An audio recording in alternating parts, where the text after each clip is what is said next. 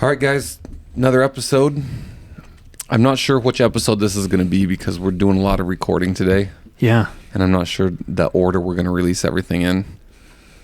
But times are tough with this winter storm, with work, hard to get together, so we're going to do a bunch in one day. Crank them out. I did get a truck released since we talked last. I got a truck released out onto the road. He's going to load. He's loading in Montana in good faith that by the time he gets to Nebraska, it'll be open. So cross your fingers, everybody, that old Justin will make her through out there, because we don't know. So I just got back from Vegas. I think I mentioned that a couple podcasts ago, that we had a show in Vegas where we were hired, Haley and I, to fly down to Vegas and kind of entertain a company. Basically, they were having a company party. Some of you guys might have heard of this outfit. They're called Franna. They're based out of Minneapolis. And anyway, they flew all their employees to Vegas. Hold on a second. Why would anyone have heard of Franna? Because I'm going to assume that we have enough reach nowadays in the podcast that somebody out there listening is close in proximity to the Minneapolis area and has noticed the company out there floating around. What do they do? They do like big construction projects like bridges, big commercial multi-story buildings. Oh, so it's a construction company. Yes. Okay. They wanted someone to entertain their crew that would be kind of construction-y. So I guess apparently I'm construction-y-ish. So they said, come on out and entertain these people. So I think the Village People, the construction guy from the Village People, probably would have been more fitting for construction-ish. Probably so. So we go to Vegas, and it was a lot. That's all I'll say about the Vegas experience. It's just a lot. It's just a lot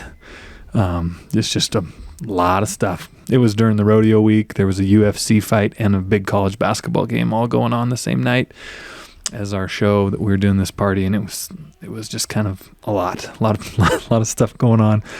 But as we were there and, doing the deal, walking around, meeting people, they'd ask where we're from. Of course, we'd say Montana.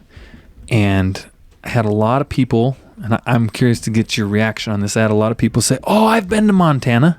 And of course, being down home, I'm like, really? Maybe I probably know the people you came to see. Because you feel like you know everybody in Montana, right? So I said, where'd you go? And they're like, I've been to Bozeman. I've been to Kalispell, and I've been to Whitefish.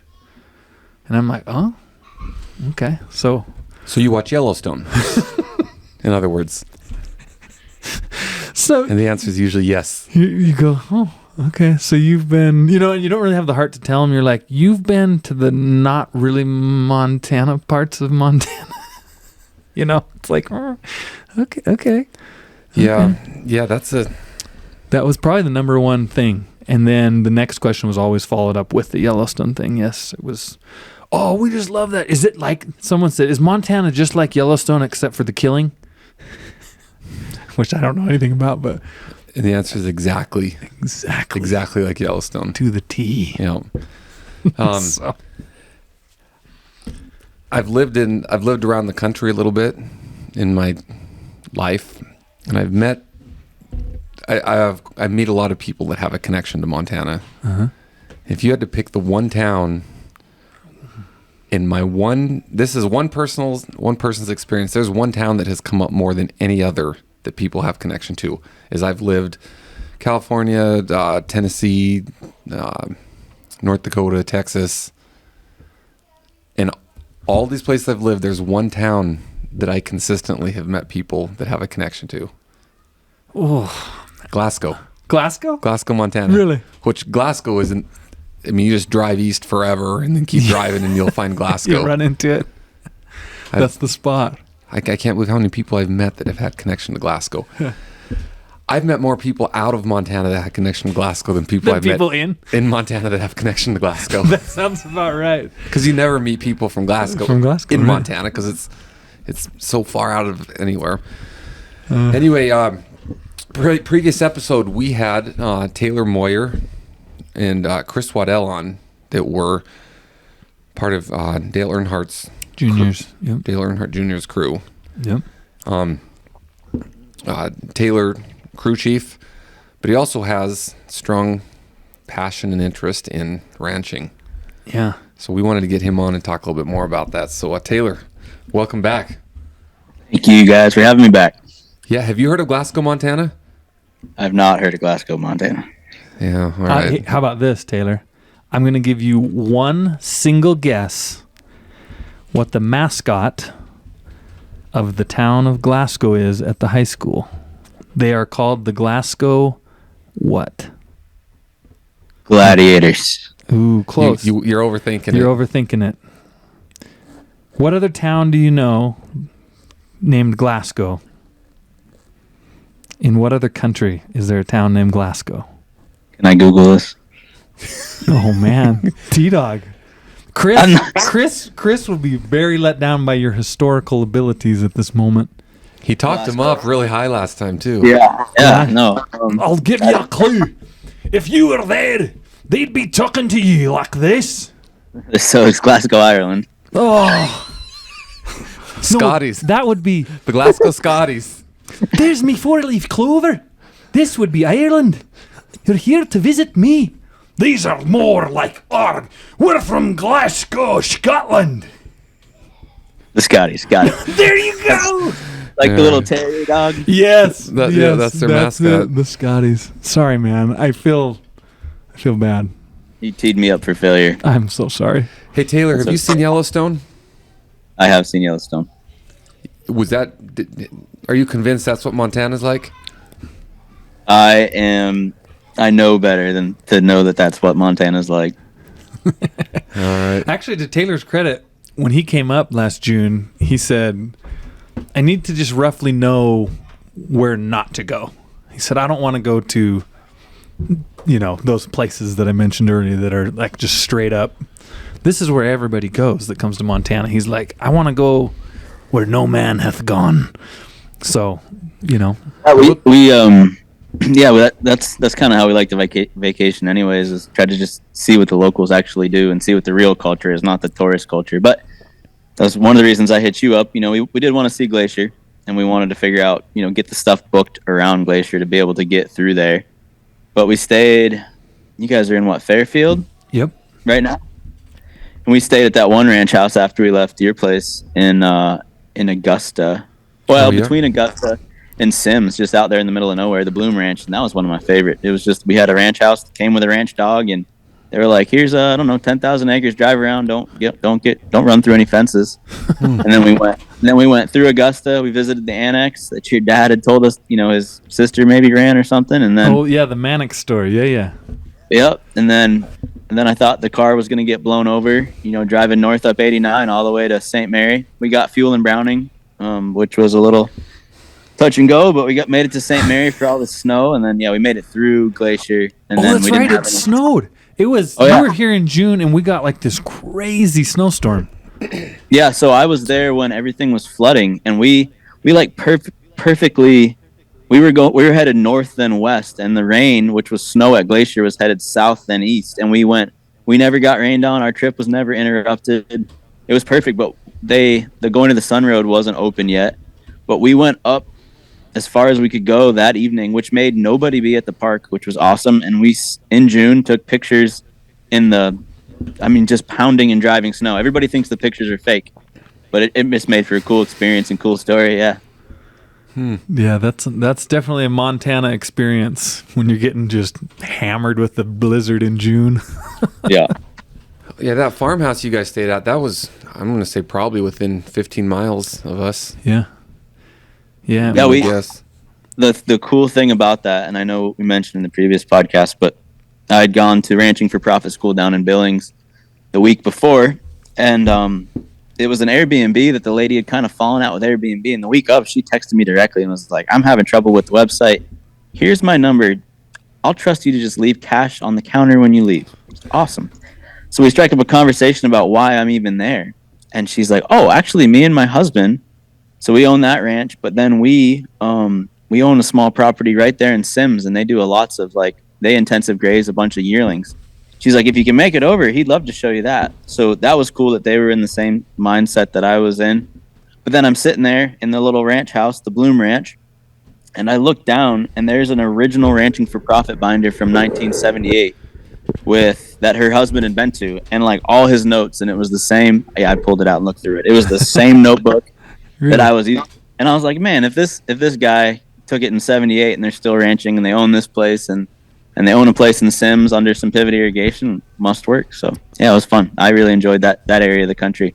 The wind was a little much, but it was very enjoyable. We talked about, it was a few podcasts ago, but Rooster came on and talked about a road closure that when he was trucking, he drove around a road closed in DePuyer, Montana, which is on that Highway 89 between where you stayed and Browning, and that was that same road that Rooster got stuck on in that road closure, and the wind there is pretty famous.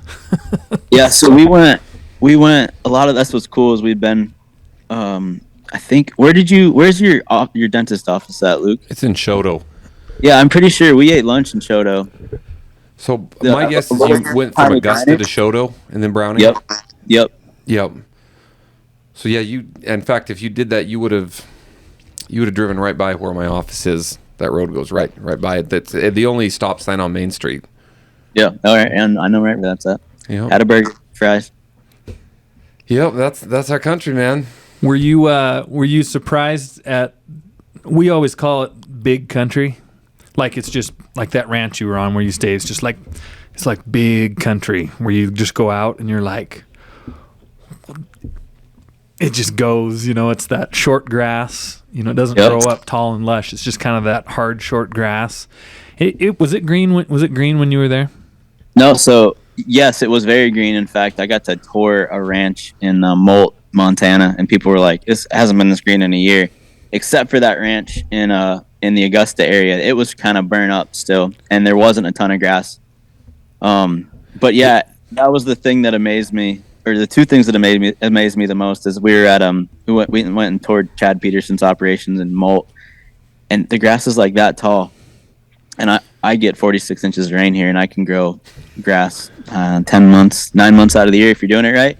But it's what we call washy grass, and it takes me all year to put weight on, and you guys are getting 8 inches of grass with enough nutrition to wean 700-pound smoky calves at the at the sale barn, which is impressive. But then when we were headed, I remember where we were at, and you guys talk about it a lot. That little town of Belt, which is kind of like built down in the gulch or whatever you refer to that valley it's built down in. Yep. And you're kind of cruising there. Yeah, you're cruising there. And I remember her and I started to look out. We would look out as far as we could see, like the farthest point of the road we could see, and then mark our mileage. And we could see hilltops that you're going to drive on, and they would be like 25 and 26 miles was our visibility that day. That's just kind of the topography. But yeah, that's pretty mind-blowing. I mean, we don't have wide open spaces like that here. Yeah, it can be wide open.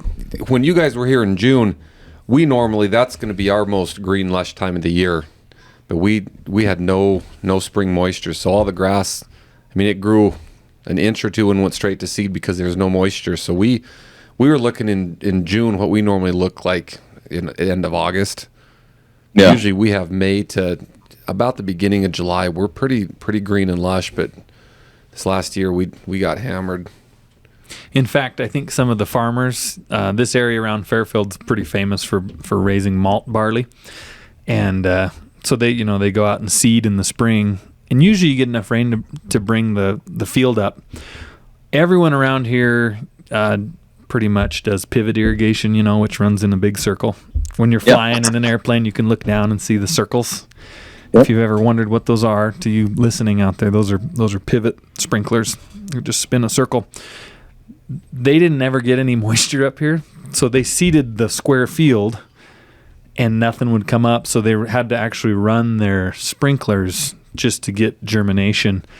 And so they had, a perfect circle of barley in their field, and then the corners, a lot of them never did germinate. They just stayed, bare ground. It was bizarrely dry around here. And then you just pop up to where you guys went and they were flooding. So we were no moisture and then flooding just a couple hours away. Yeah. So Yeah, it's been wild. It's the whole. I don't really feel like we have weather patterns anymore. We have weather events, and that's what the Midwest, Texas, all the way through up and down. The last 2 years have been pretty rough and pretty non-normal, I would say. But this might be the new normal. Who knows? Yeah. So you're in North Carolina, correct? Yeah, North Carolina. Did you grow up in North Carolina? No, I grew up in Vermont, actually, on a cattle farm up there. Okay. Do you guys call them cattle farms out there? Oh man, so I don't know what I am. So I just recently got married to a beautiful my beautiful wife who Jax has met, and she's from a farm in Illinois, a row cropping farm. They farm, they plant stuff, and they raise stuff. So they don't like it when I call what I do a farm because I don't. I mean, I do plant some annuals to make it through summer slump. I can't really call myself a rancher. That's not doing it justice. I guess I'm a grazer. A recreational cattleman. I don't know. Yeah, up where I'm from, we just call ourselves farmers. Because if you're in agriculture, you're a farmer, I reckon. But So yeah, is there anyone in Vermont that is labeled a rancher? I guess we would have been the closest thing. We raise stocker cattle, so we would get a couple hundred yearlings in out of the Shenandoah Valley in Virginia, and then just graze them through until there was snow, and then sell them and wouldn't have to carry cows through the snow. But there was a local rodeo circuit, Pond Hill, where they wore cowboy hats, and we would rent some pasture to them. So there's a lot of dairy farms. So we were like kind of the one big beef cattle outfit, but we didn't call it the ranch. We just called it our farm. But yeah, I guess. It's funny how that changes around the country, different areas. Like, you call someone a cattle farmer up here, and they're like, "What'd you see?" Well, Kind of because just more of a professional polywire cowboy. That's what I refer to myself as. oh, damn, I like that. You sound a lot like Luke. Yeah, that the term farm versus ranch is interesting. I mean, where we're at in Fairfield, it's all farms around here, and people runs. They call it running cattle, but we farm, but we run cattle because mostly they're raising barley or wheat. Then you get up more towards Augusta and in the mountains, no one farms there. It's all ranching, even though they're farming alfalfa. So Right. That's true. they ranch it. They're growing alfalfa, and then Lewistown, where Jaxon was at, that's going to be more ranch land. But there is west of Lewistown will be farmland, but the farm and ranch. But the thing that's most I like is when I've lived in California, someone will say, "Oh yeah, we've got a horse ranch," and they're like, "Yeah, we've got a quarter of an acre." Yeah. I go, huh. So you've got a lawn and a stable, Yeah, and that's considered a ranch. So I don't even know what ranch versus farm means. I personally don't consider myself rancher. Not enough cows, not enough land. I just say I play around in some farming. Yeah. Yeah, and that's where I live in North Carolina. I live one county east. My farm's one county east of Charlotte, which is booming metropolis. But there's a ton of agriculture. In fact, agriculture is still the number one industry in North Carolina. It used to be tobacco. Everybody took the buyout, but there's still a lot of cotton. And then in my county, Union County, it's primarily, poultry production's huge. So at one time we were the second biggest poultry producing county in the U.S. So chickens and turkeys. Real quick, Taylor, you just mentioned something that's interesting that I think people might find curious. You said it used to be a lot of tobacco farming, but a lot of people took the buyout. Can you explain that? Yeah, so as far as I understand, is the government paid people to stop raising tobacco. There is still tobacco around. In fact, Trucker Chris is from some of the best tobacco country around in the foothills. But as far as I understand it, there was I don't know if it was a subsidy or a lump payment or what it was, but they helped the farmers financially switch from raising tobacco to other crops. Raising tobacco took a special group of equipment. It took a lot of labor. So people would have labor camps that have greenhouses to start plants. A lot of that equipment, because the tobacco plants are bedded, kind of like strawberries or blueberries.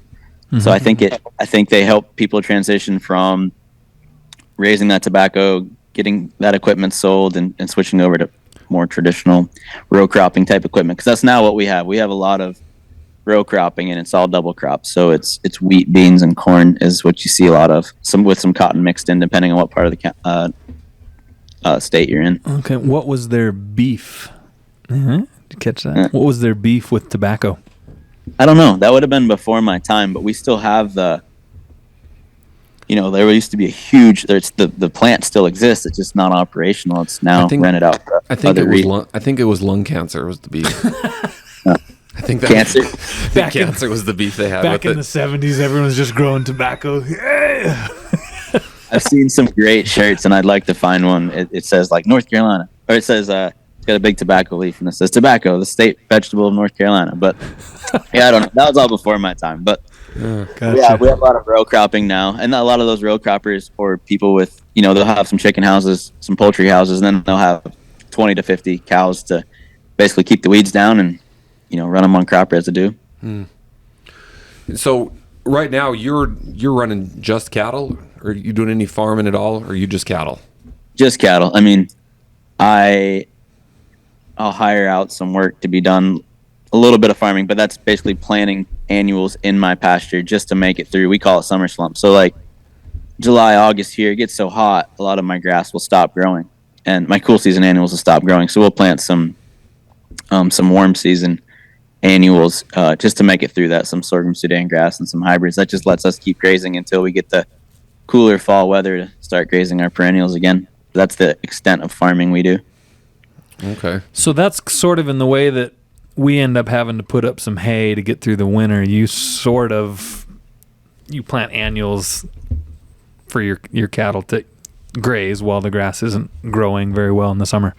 Yeah, exactly. Yeah, and we just graze it. We don't mechanically harvest it. We polywire strip graze it, and we can get a couple grazings off of that. We can usually get 4 or 5 grazings. That's usually about the time, even though it gets really hot, we start to get the bands of the hurricane rain. Those hurricanes will come up through Florida, and we get a lot of the band rain, which means we just get these quick, hard summer showers. And if you don't have any biomass to grab that moisture and get it down under and get it in your soil, it'll just evaporate off when it's 100 degrees and 100 degrees humidity. So we kind of use that, or that's my plan, right? So we use that to get those cows through the hot time in summer. Okay, so you and Luke you're like polywire, strip grazing. You're getting into biomass to capture the moistures. You're getting into some stuff that I think the normal folk. Is it okay to call them the normal folk, and that you guys are kind of the strange? I don't know. Anyway, the regular. You can probably just say the hobbyist for me. Okay. So that's not much than a hobby. You're getting into some stuff that we might need to go and talk just a little bit on. So polywire strip grazing, what is it and why? And then the biomass, because you're doing some of this stuff here, trying to build up your biomass. Why are you guys doing this? What's the deal with biomass? I thought covering the ground with biomass will keep things from growing because they can't see through it. And how does that work? Either one of you. Yeah, I'll go. I don't know. Taylor, you've been to Ranching for Profit school, so I'll let you go ahead and answer that. Yeah, I can't say I'm an expert in any of this. I read a lot and go to school once in a while and try to study it as much. But I try to leave a good bit of residue, so a good bit of the grass. I just try to graze like the top half of the grass. We get so hot, I try to insulate the grass from the heat of the summer sun down here. So the soil's living. Soil is a living thing, and past I think 92 degrees soil temp, you can pretty much nuke all the top biology out of your soil. So I literally use what I leave in the summertime. When I say leave, when I move the cows to the next pasture, I try to leave enough grass to insulate that soil and keep my soil temps low enough, keep the soil biology alive, and keep my grass growing. If I can keep my soil temps cool enough, the grass will keep growing, even though it's super hot on top. Same thing within the winter. We get cool enough here that our grasses slack off and go dormant. If you can insulate with enough extra grass, you can keep your soil temp high enough to keep your grass growing through the winter and really reduce your hay bill, which is generally your biggest expense, at least my biggest expense in raising a cow. And that's what he's referring to biomass, the vegetation.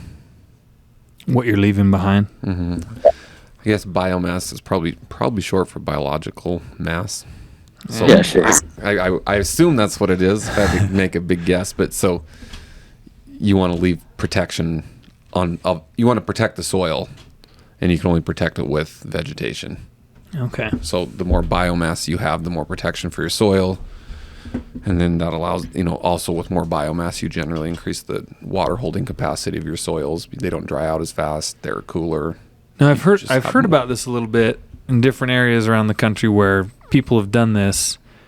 In fact, one of my truckers was telling me about it, that they do I don't even know how they make these maps, but they make these maps that somehow show the amount of water retention in that soil in that area. Somehow measure, I don't know, maybe you know. But that in his neck of the woods, there's some people that have done certain farming practices that have allowed a buildup of biomass, and that they found there that it's holding like so many inches.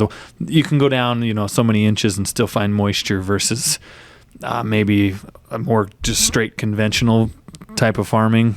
The moisture only is maybe an inch deep, but that biomass, I never realized how important it was to have that on top of the soil, especially like where you're at, Taylor. You what'd you say, 40? How many inches of rain? I think we average 46 inches of rain. So that's like a decade's worth of rain in Montana. Yeah, and just like you said, no, Luke said it better. Just vegetation, leaving it right. It's just, it helps a lot of things. Even with the driving rain, it's just protects the dirt from being capped by letting the rain pound it until it slicks off. But the figure I hear thrown around a lot is like every 1% increase in organic matter in your soil, you can hold an extra 22,000 gallons of water per acre. So it's just a goal I have to keep all the rain that lands on my little farm, keep it all there, right, and in the soil versus letting it go down the stream to the neighbors. Mm-hmm. That's just our goal. So it's all basically just driven out of selfishness. Yes. Frugalness, because rain is free, sunshine is free. Right. I like to turn that into protein, which I can then sell. So, I love it. So keeping biomass above the soil is all the protection, and then it at some point will go into the soil, which is what we're talking about, organic matter in the soil. And in addition, if you have more biomass or vegetation above the soil, you're going to also have more root structure under the soil. Okay. Because you have much more greenery that can support a more robust root structure, which is again more organic matter. When those roots go through death periods or dormancies, different things that will become organic matter in the soil.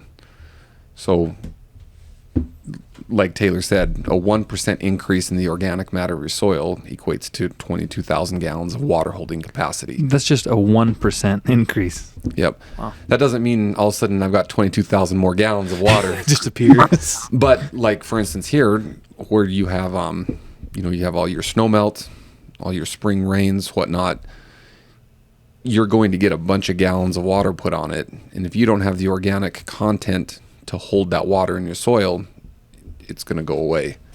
And so that's kind of what that whole thrust is. Spider. Speaking of organics. Man, I collect spiders here a lot. Huh. But yeah, and then polywire is just a temporary electric fence. And I've got a pretty good permanent electric fence system on the farm that we put in since we purchased it in 2018. And polywire is it allows flexibility within the system. It just lets me divide up pastures or paddocks into whatever size portions I want to match the growth rate of the grass that's there, the speed at which I want to move the cows around, and the availability within my schedule to move the cows. So just allows flexibility in the system. If I knew I was going to be at my farm forever, maybe I would invest in the infrastructure to build a lot of permanent fencing, but this is all just interior fencing for me that lets me be flexible with how I graze my farm. So. Well, and you're probably still kind of learning the ins and outs of your property as you go, you're going, oh, this area needs this at this time of the year, and this little section will hold cattle a little longer than that section, and poly wire, temporary fence, electric fence allows you to kind of do that. I can't tell you how many miles of fence and corrals over the years we've taken down where we're like, oh yeah, we used to have this fence because of this, but it didn't work. So, poly allows you to go, instead of having to tear out a whole actual legit fence line. Yeah, you just absolutely. Pull up and move out. Yep. No, that's, you hit the nail on the head. We're still learning what the land will take and how we can graze that land best. So it just allows flexibility within the system. Do you put your poly wire on reels? Yep. Have you ever heard of, I think the name is McBride Fencing Solutions? I have not. This was a game changer for me with moving electric fences. So what do you hang your reels on when you're moving stuff around? Moving them around, I just hang them on the rack of the four-wheeler. We do everything off four-wheelers. I mean, when you set it up, like if you're going to run a wire from point X to point Y, you set your reel on one end and you run your wire out to the other point. Yeah, gotcha. No, I do everything backwards. So my main best electric fence is actually kind of cuts a diagonal line across my property, and I put the reel on the good high tensile fence end, and then I run the handle to the crappy end. So that's my good anchor. What do you hook the handle into? What do you use for an anchor? Just generally the fence on the other side of the field. We don't have big enough runs that you're having a dead end. Oh, I gotcha. Yeah. Look up this McBride fencing solution. They have it's just a little you just step on it. It's got two spikes. It drives into the ground, and it's got a brace that braces, and your reel just hooks into it. Yep. You run your wire. It's just set. It makes setting up fences. You can do them anywhere without having to pound a post anywhere. That's awesome. It makes it even more mobile. I don't even know how to describe it. You just look them up. McBride Fencing Solutions. I'll have to check it out. But that's been a game changer for moving electric fence for me. Heck yeah. We built some, I welded them up here one night. We welded some stuff on our four-wheeler, and we do similar thing, hook one end and then throw the reel on the four-wheeler and then just unlock it and drive, hook it on one end, turn right back around and have the posts on the back and just stick them as I go. We got a pretty good system, trying to refine it all the time. Yeah, seems like I get figured out one year, and then the next year I realize I need to make some changes. Yeah. Yep. You may frown at this, but I think I'm going to transition out of cattle into meat goats. If you can keep goats in a fence, I will give you a medal. I'm gonna have to put up permanent net fence, but I think for the amount of acreage I have and for the market on these goats, I think I can financially do a lot better with goats than cattle. I could 100% see that. In fact, I went and visited one of the ranches I was at in Molt was the Hollenbeck Ranch, which I know Jax, Henry Hollenbeck. Yeah, I think, Luke, I went to a sheep shearing school on that ranch before. Yeah, so there was a sheep shearing school through, I think, Montana State being put on the night that we visited. That's why they just invited everybody there. And the Hollenbecks were in school with us, invited everybody there, which was really neat. I've never been around sheep. And they have some goats, but primarily sheep. And that's what him and I were talking about. And look, honestly, I know I would probably be better suited for sheep as well. I don't know sheep, and I'm not there enough right now to learn how to manage it all probably, but there's definitely a market for us. A big sheep market around here. I think what you're saying there, Taylor, is probably just the nice, correct way to put into terms what Rooster has mentioned before on the podcast, and that is from a trucking perspective. Whenever we load sheep, we actually put a full face ski mask on with just two eye holes. Yeah. So that nobody can identify us as having stooped so low as to become a sheep hauler, because they are the lowest form of the livestock hauler. And so you just worded that so nicely. It really boils down to you just wouldn't be caught dead with sheep because you're a cattleman. No, I don't identify like that. I actually usually pride myself on being the weird one, right? So I wouldn't think at all. I'd like to actually run sheep with my cows to complement the cows. I've heard they eat a different, they eat more forbs than the cows do, and you can run a couple sheep for every cow in your herd and not have to increase your land mass. Right. So it is a goal. It's a goal, but I don't know a darn thing about sheep other than I like wool to keep me warm. So maybe someday. Jaxon and Dad think they're these big cattle ranchers, and I have about 100 ewes. In addition, I think I've got about 40 cows now and about 100 ewes, and I want to transition into more of the goat direction. But Dad and Jaxon seem to be very hesitant to even give it a thought because you're going to be a goat farmer. Like, they're just a pride thing.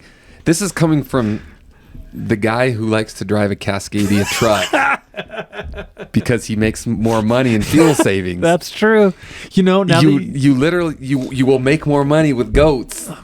You'll save more money driving a Cascadia. You put it in those terms, and I think I can set my pride aside now, and I think I'll sign up for the goats. There you go. I expect you to go get a whole potload of goats.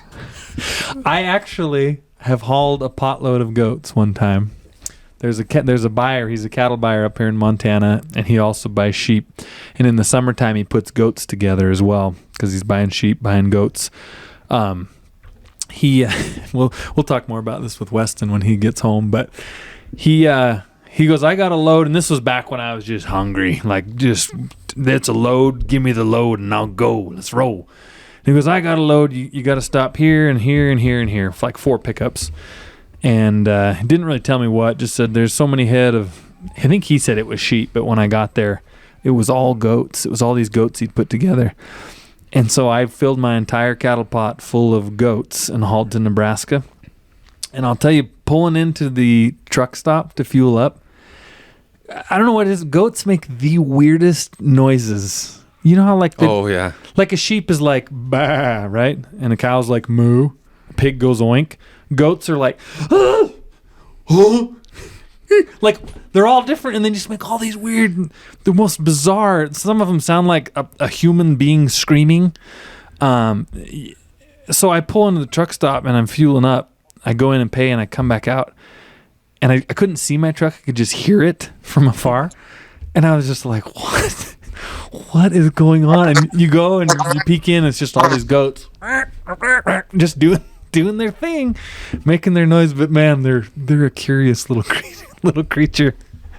Oh, we've got a couple dairy goats that we milk just for milk and cheese at our place here, and I ventured into a few more goats. My sister had got a couple Nubian goats that didn't work out for her, and so I brought them over, and they didn't work out for me either. They were trouble.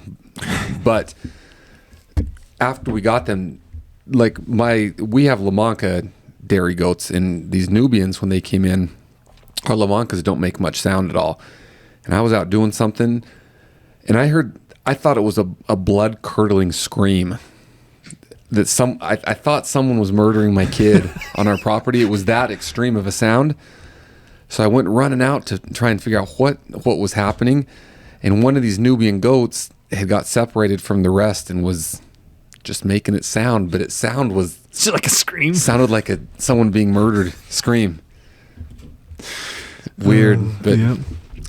So I've got one. I'm curious. This is a practice you guys both do, and I think you probably both have mixed results from it, but it's an interesting practice that I wanted to ask you both about. Was your bale grazing. Taylor, I noticed on your Instagram, which you guys, Taylor's Instagram for his, he basically posts 100% ranch content.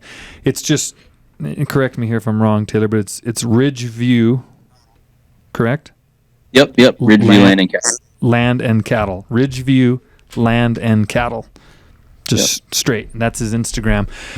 If you guys want to see throughout the course of the year some of these practices, he does a really good job, he and his wife, of going through and giving you the good family feeling experience of, rotating and moving the poly wire and moving cattle around. And you do a great job of explaining what's going on to really teach, right down to the pumpkin gathering. Taylor gathers pumpkins as well to feed his cattle, which is always cool.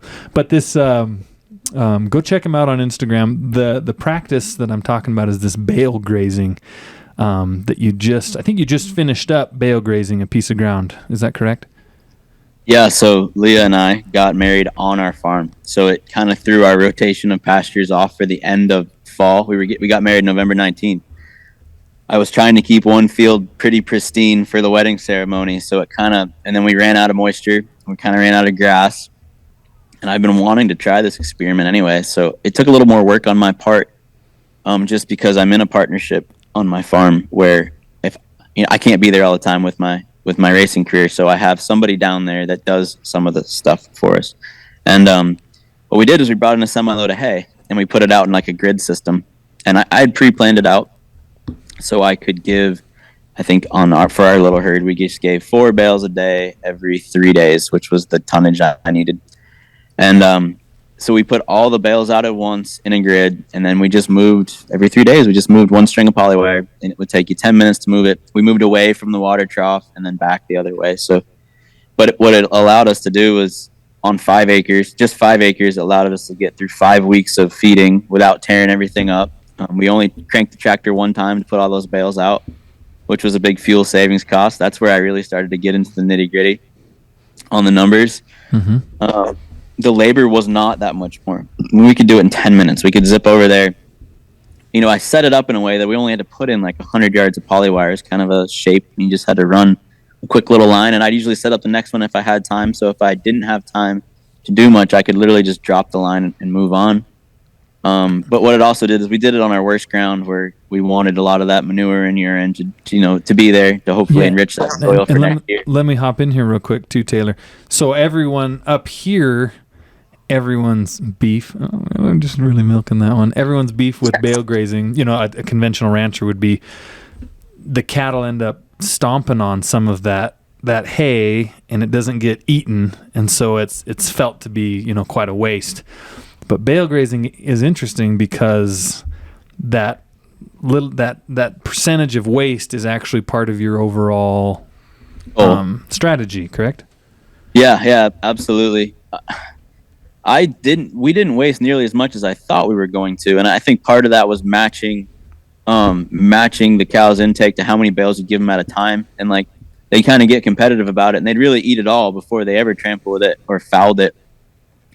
But part of me had calculated out, if let's say they waste 10%, and let's say their body utilizes 75% of the nutrients, so the other 25% are coming out the back. Well, look at chemical fertilizer prices right now.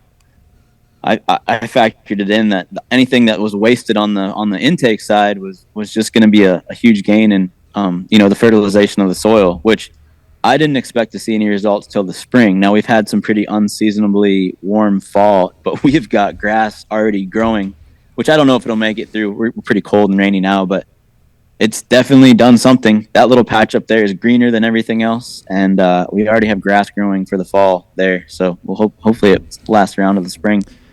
Huh. So that's from adding that hay waste, and then the manure and the urine all makes this bio wonder that has allowed grass in ground that previously was pretty tough. Wasn't productive. Yeah, it was pretty rough ground. It was kind of on a hilltop. We had cleared off some trees. We put a water pad in there, and it was just real rocky. Not much grew. So it wasn't, what's the worst that happened? We have the same outcome next year, right? Yeah.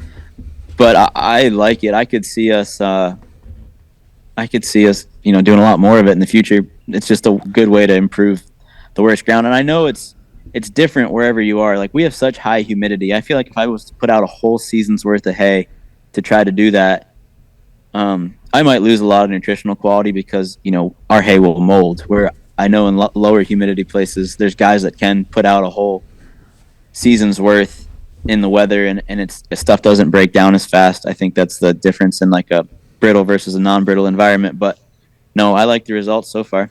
Gotcha. And Luke, you've done this as well. Yeah, Taylor, are you doing large round bales? Yeah, they're like 1,000-pound, 1,200-pound round bales. Are they net wrapped or twine wrapped? So these were net wrapped, and I had them set them out just like the tractor would set them down, so round side up. Yep. And then all we would do when we fed the next 4 was I'd push them over flat side and unwrap them. So I did try to leave them. I left them round side up just to shed any moisture we may get. And I thought, we just went out there by hand and pushed them over. It's 4 bales, and I could use the workout anyway. It's probably not the most efficient thing, but yeah, I didn't see any like hay quality loss. No, they're only out there 5 weeks, but we got through them quick.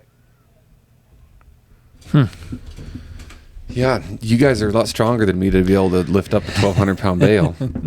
Oh, just tip over. We didn't lift. I have bale grazed and had not good results to begin, and once I figured it out, excellent results. But it's one of the things that I found here is that when they would be eating the bales, this is all wintertime, so cold ground, snow, that they would bed in it pretty aggressively. Yeah. Because they that's the only place where there was something that wasn't snow to lay in. So if they had the opportunity to bed in it, they would do that. So I have to back off on the feeding a little bit to force them to eat more before they bed in it or eat where they sleep. Yeah. But the first year that I did it, I left a little bit too much residue and I got some dead patches for a year. And then when stuff did grow back, it grew back extremely lush, thick, and good, but I did go for a year with some dead spots from doing that. The next year I went out by hand and just pitchforked the thicker spots and spread it out, and that worked really good. I got really good spring growth and in subsequent years really good growth in those areas, and then after that I started just making them eat better before I gave them fresh. I started determining when they needed new bales is when they were complaining. So I usually make them go a day beyond their complaining, and that would make them clean it up more. But the places I've done it is within 2 years a complete transformation of what grows and how thickly it grows. But it definitely was there's a learning curve to it to see of how much you let them eat versus before you give them more. Yeah. I've seen some ranches out here that so let me preface this. When we put up hay out here, we kind of consider that haying is not done until all the bales are stacked. So you cut it when it's dry, you rake it, then you bale it up into the round bales. And in a really good year, it could be a couple thousand bales, round bales sitting out there that have to be individually handled. And it's kind of a running joke with ranches out here, how long a rancher will let his bales sit out in the field, just because they work so hard to make the bale, and then when it's done, they're like, okay, we'll gather them in the fall or whenever.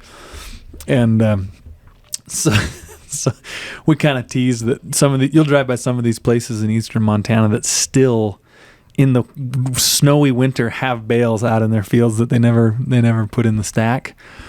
And we'll tease as we drive by that, I think they're getting ready to try that new bale grazing technique, yeah. Even though it's just that they never got out and finished the job. I run into trouble bale grazing here as well. Hard to run polywire because the ground freezes, and so I can't get posts into the ground very efficiently. And then sometimes I can't get them back out until the ground unthaws without breaking my posts. So I run into that. I have tried sticking the posts in the bales and running it, instead of the post coming out of the ground, sticking out the end of bales, and that's kind of worked. But I've kind of found that for me to bale graze, I haven't figured out how to best set all my hay up out in the field to begin with, and then release it, periodically over the winter. I usually end up, when I do it, hauling the bales out for each feeding, just because that frozen ground has been problematic for me. That's one of the biggest things. Most of our rain we get is really through our winter, So one of the big reasons I was just trying to eliminate it is because when you drive the tractor out to feed hay in the winter here, that's when your soil is the nastiest. It's just wet. You can really gum up your farm quick, which makes just puts you back all spring. So that was one of the big goals, and I do think it's much different where the ground freezes. We fed hay through the winter in Vermont growing up. We kept a little brood herd over the winter when the stocker cattle left. And I remember being able to, other than having to fight through the snow to get out and put out hay, but you could do it. The ground was good and solid. You weren't making any mud. Down here, we get pretty muddy in the winter. And that's your biggest thing you're trying to fight. That's just funny to imagine that, because you look out the window, you're just so used to winter. Is like the frozen tundra, just to think that somebody somewhere else in the country is like, the muddy scape, it's just constant mud. But what I have done, I did this the past couple of years, and instead of actual bale grazing, where I just set up the bale and let them graze it, I unroll the bales out, and they eat there.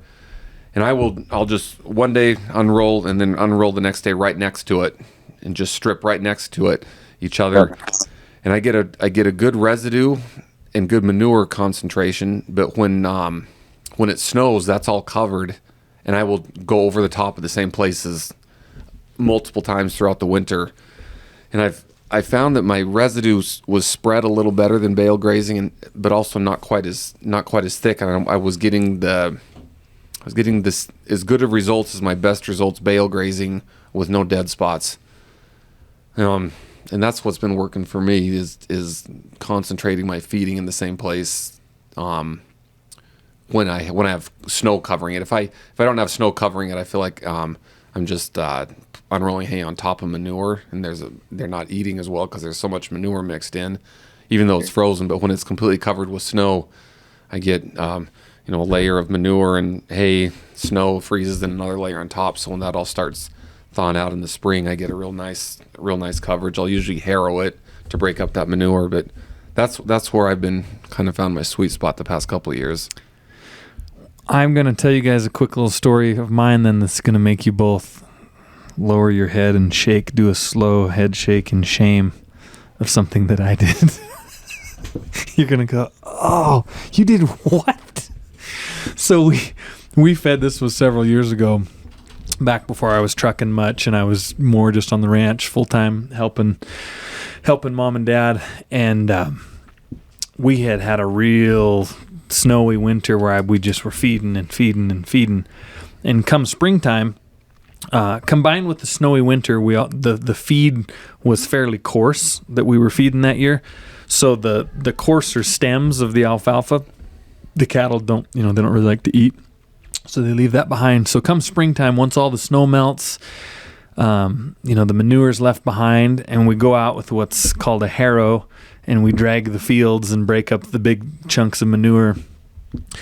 And the layer appeared to me to be so thick of just alfalfa stems and manure that I was like, there's no way anything is ever going to grow through this. And of course, Rooster didn't really care. He kind of let me do what I wanted. So I went out in the spring with our hay rake, with our V rake, and I raked up all this the stuff into rows, into long rows, and I burned it because I was like, this is how we'll get stuff to grow through. So we burned it off, and I was like, and then of course, everything grew typical of what it would have normally done. And now that I hear you guys talking about biomass and 1% residue increases, I'm like, oh no. So I'm going to say, not only did you not take advantage of the potential for organic matter incorporation and increase water holding capacity. Yeah. You burned off a lot of your organic matter just with that rake cranking across the soil. So you probably lost a good 50,000 gallons per acre in that little experiment. Yeah. Maybe not quite that much, but So, Taylor, I hope you'll still speak to me after. Absolutely. Hey, I don't think anybody should have to do anything a certain way. I'm just unique in that I'm like 5th generation, but 1st generation. I bought my farm myself, so nobody gets to tell me how to do anything, and I don't really have any preconceived notions. I stepped away from raising cattle from the time I was in high school till 2018. I'm just kind of really enjoying relearning it and finding out all the different ways people do things and adapting different styles. I look at the guys down in Australia and New Zealand a lot because they've been doing a lot on a littlest with some droughted out ground for years. And I don't know, everything to me is just an experiment. I have a real job. I'm not trying to keep the lights on. That's why I don't want to insult anybody and think that like I'm know it all by any means. I don't. I'm just playing around to see what works and what's profitable, because there's this constant tension. I know you guys talk about it in Montana with, more people moving in, and that's definitely a thing here. Charlotte's been growing since the day I moved here. So for ag ground to be able to compete at all with housing developments, I got to find a way to make it pay in some way, or it can just always be a hobby. That's fine too. But I kind of have a passion right now. I'm trying to make it into a legit business. Yep, and I think the key to that is meat goats.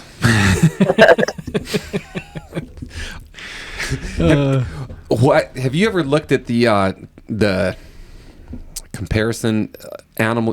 When I say animal unit, do you know what I mean by that? Yeah.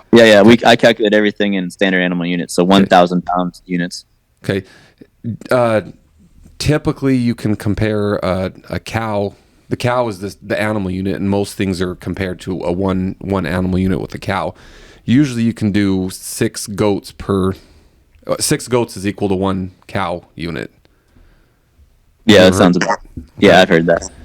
And so you've got, a goat's going to average 2 to 2.5 kids per doe, depending on what your breed is. So let's say 2. That's 12 kids. What does the half kid look like? 2.5. Yeah. He's only got 1 horn. 1 horn. So my in the head math isn't real quick, so I'm pulling up a calculator. So if you've got 12 kids, I think the last goat sale that I saw here in Montana, I think 40 pounders some of them were bringing like 150 per kid. Yeah. So if you've got 12 kids per animal unit, that's like $1,800 per animal unit with meat goats. Good luck with a calf. No, I don't disagree there. Look, you're not saying anything I don't know. I'm not trying to tell you what you know now. I'm trying to convince. Yeah, because Taylor, the thing about it too that you have going is you live so close to the market for goats on that East Coast, which is where all the goats tend to flow to. You know, housing developments moving in around you. Taylor, the thing too is you get one of those goats that are bottle fed. They're more attached to you than a dog, and you get a cute little goat. You take that on the road with you. Oh, Leah would love a goat. So we have you're in the crew chief booth. You've got that little goat at your feet. I mean, you got your gimmick. People will just flock to you. Yep. All right, so Jaxon's gonna get a potload of goats with a cab over. He's gonna bring the whole thing to North Carolina. Yep. He's gonna leave the cab over and the goats. We can leave the cattle pot too. Yep. I'll rent all the kids. This is the big thing now, and we have so many breweries, and I'll rent all the kid goats for goat yoga, because that's the goat yoga and therapy goat. There you go. We don't even have to eat them. Can you believe that? Can you believe that you can do goat yoga and make more money than raising them for anything else? That's crazy. Well, I'll need a herder. So if one of you could send a child or yourselves to be my herdsman, we'll be fine. Yeah. We'll do it. Yeah, I don't know if I should even say this, but having goats, I think it's become my favorite animal. That animal is an unbelievable animal. Well, to each their own. For a lot of reasons, but yeah, but then you are a goat farmer though. There's that.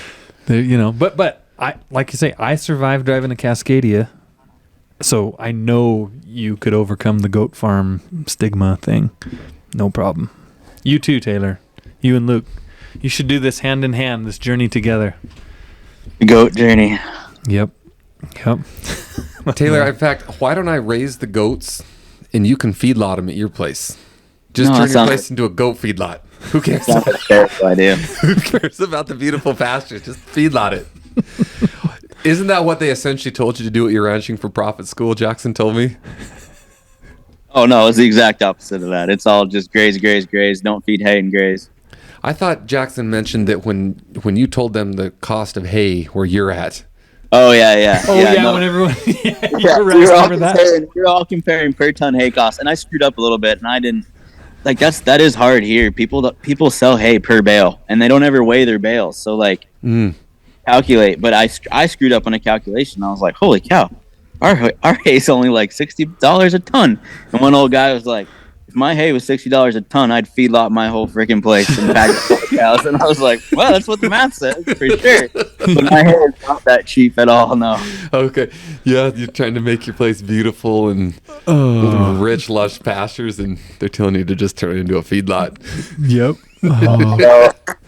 No, I guess that's the big. I mean, that's the thing about Ranch for Profit. They're just trying to teach you how to run the numbers really well, which is what I needed. I don't have any education in ag business in any type of way. Like, I needed to know the running of the ranch side, not the operating, but the business side, right? The economics and the finance behind it. So, are you doing cow-calf? Yeah, we're primarily cow-calf, yeah. I went to a really good cattle marketing school.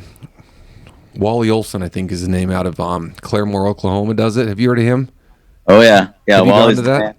I have not. It's on my list. He actually put one on 2 nights ago. You could have done it in a webinar. It was $100. I wish I could have made it work. But yeah, him and a guy named Doug Ferguson, they both do the sell-by marketing stuff. It's pretty impressive. Yeah, I attended one of those. I was really interested in Bud Williams' marketing stuff, and Bud is the one who taught Wally. Not Willie, Wally. Willie, Waylon, and me. Had taught Wally. Have you heard their thoughts on never keeping cows past like 5-6 years old? Yeah, cow depreciation curve. Know it well. Yeah, that's one that's a hard sell for people, because most people, I mean, that's their prime cow. They'd never take into account that depreciation. Yeah, no, that's what's funny is it seems so foreign with cows, but then like, you know, I buy old Ford trucks, Jack buys cab overs. We all like on cars and trucks. It seems so intuitive. Yeah, you buy something when it's going to appreciate and you sell it when it's overvalued, right? It seems easy with that, but with like a living critter, I don't know. It's a hard thing for people to cut their heads So I'm around. going to briefly attempt to explain this, because listeners have probably glazed over by now. But when you have a female calf, which is called a heifer, her value appreciates. She gets worth more each year until about 5 or 6 years old. That is the peak of her value. And then after that, she starts decreasing in her value until she is not able to breed anymore. So a lot of people that have cow-calf operations, which means they have cows, they breed them every year and raise calves and then sell the calves. They get a cow and they will keep her from basically when her first breeding cycle, her first calf, until 9, 10, 11 years old, till she is just too old, she doesn't breed back, and then they get rid of her at that point. And so this cow appreciation concept is you keep your cows until they're the peak of what they're worth, and then you sell them at 5 or 6 years old, which with most ranchers, that's unheard of. I mean, you try and tell someone to do that, and you're talking devil talk.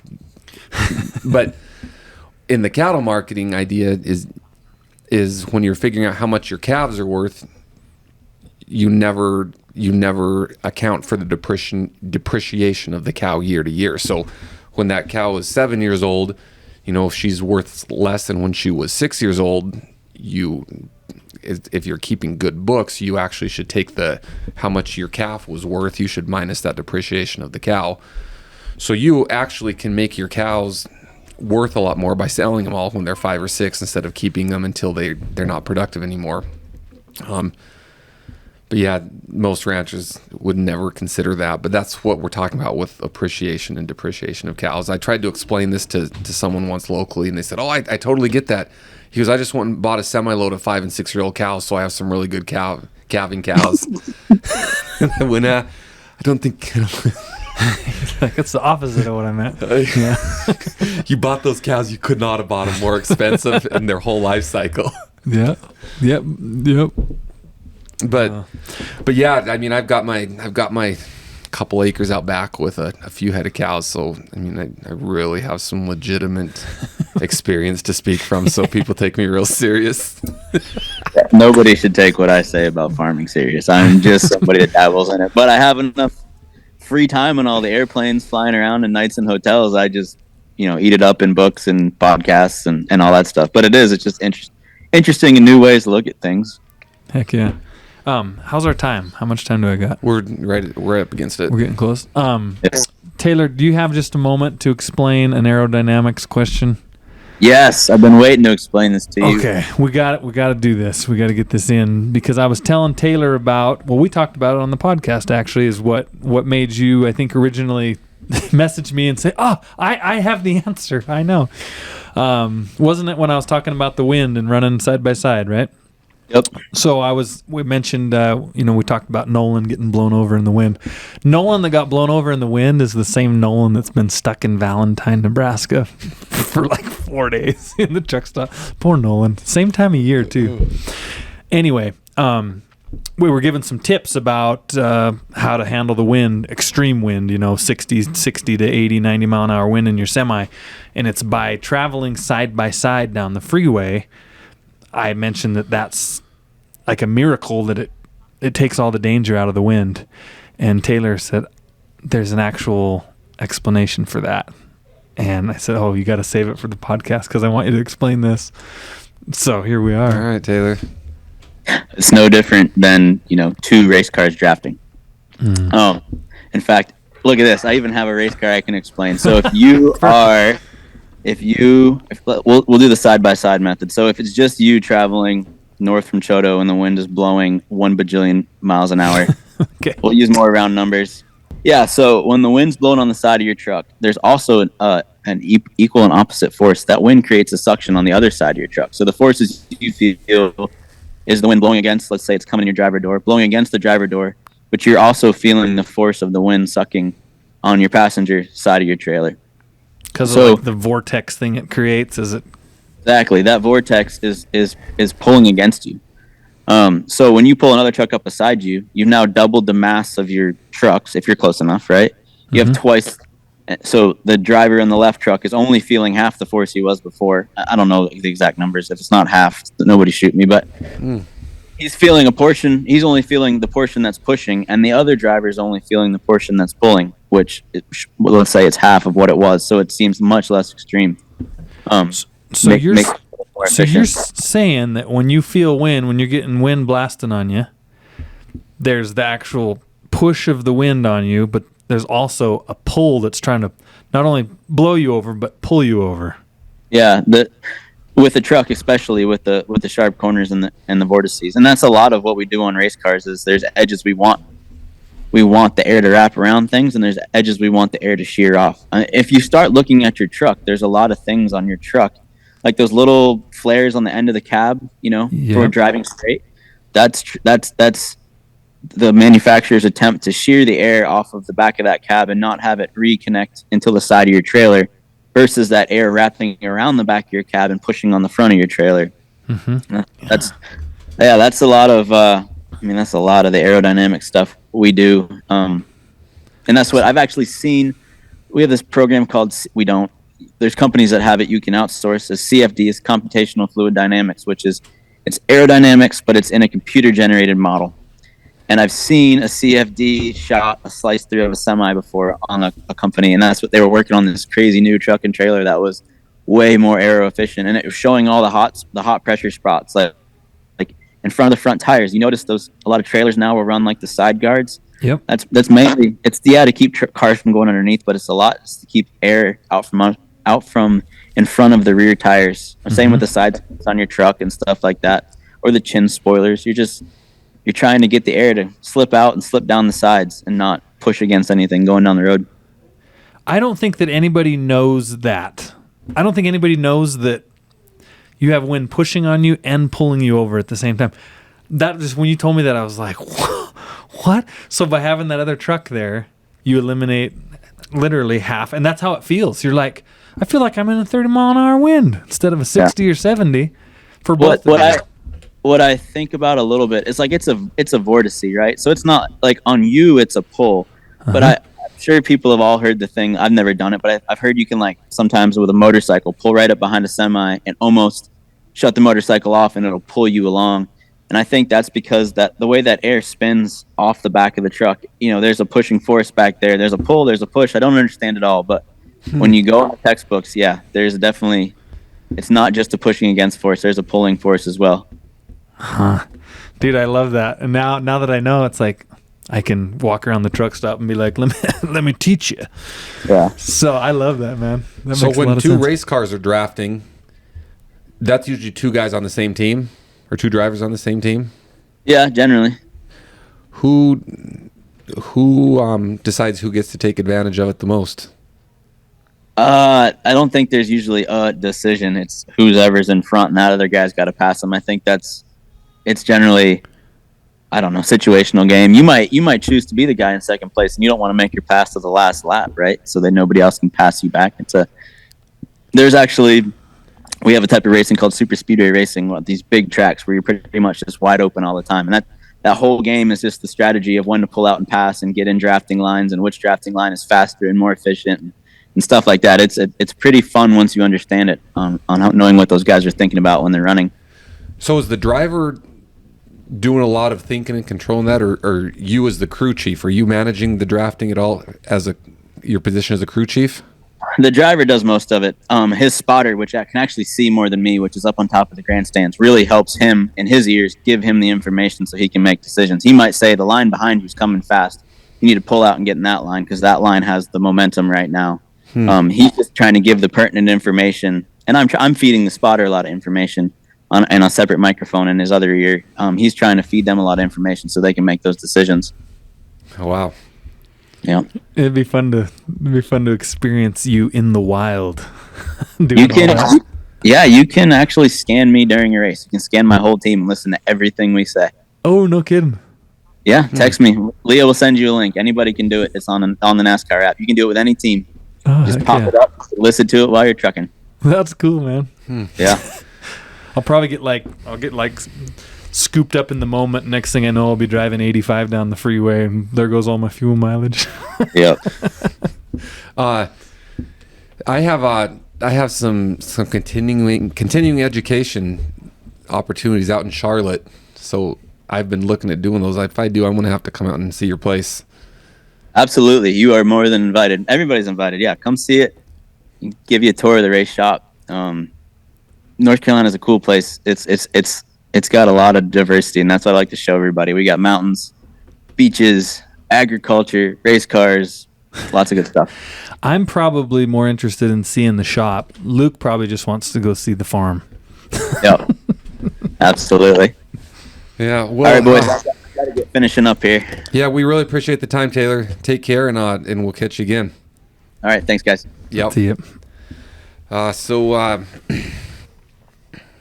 Let's wrap it up. Yeah, that was good. Steady at the Wheel Podcast at Gmail for email. Steady at the Wheel Podcast Instagram. Wild Wild West on YouTube and Shamanush on Instagram.